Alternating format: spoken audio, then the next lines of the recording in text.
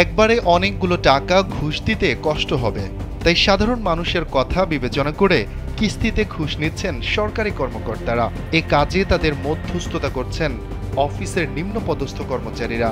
এ ধরনের অন্তত 10টি অভিযোগ সংবাদ মাধ্যমের কাছে এসেছে। পাওয়া গেছে সেগুলোর সত্যতাও। এই খবর প্রকাশের পর নিন্দা জানানোর পাশাপাশি বিষয়টি নিয়ে হাস্যরসেও মেতেছে সাধারণ মানুষ। অভিনব উপায়ে সরকারি কর্মকর্তাদের এই ঘুষ নেয়ার ঘটনা এখন top of the country.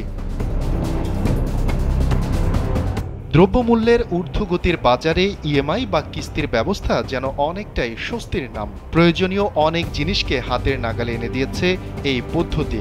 Walton fridge কিনে অনেকের মতো আপনিও হয়ে যেতে পারেন মিলেনিয়াল। সেরা পণ্যের সেরা অফার।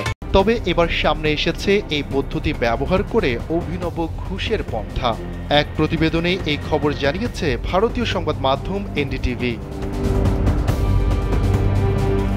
প্রতিবেদনে বলা হয়েছে, চাঞ্চল্যকর এই ঘটনা ঘটেছে ভারতের গুজরাট রাজ্যের আহমেদাবাদে। অভিযোগ উঠেছে এসজিএসটি বিলিং দুর্নীতিতে এক ব্যক্তির কাছ থেকে 21 লাখ টাকা ঘুষ নেওয়া হয়েছে।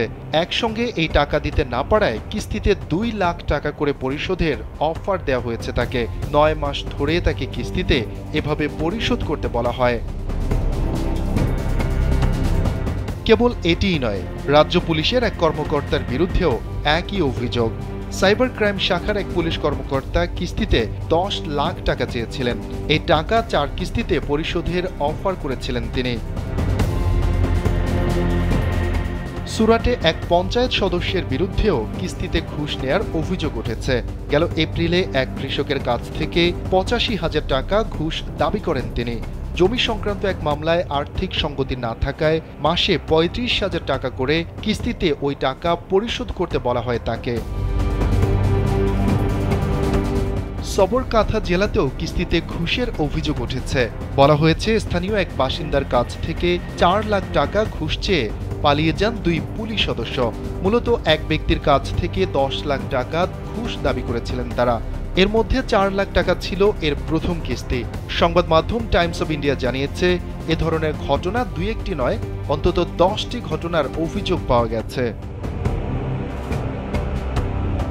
গুজরাটের দুর্নীতি দমন ব্যুরোর পরিচালক শমশের সিং বলেন, মূল্যবান জিনিস কিনতে এমআই এর প্রচলন রয়েছে।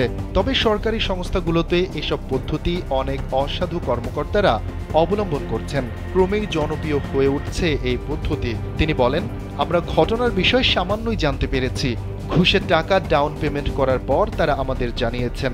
এ বিষয়ে তদন্ত চলছে। শফিকুল ইসলাম শান্ত, কালবেলা ডেস্ক।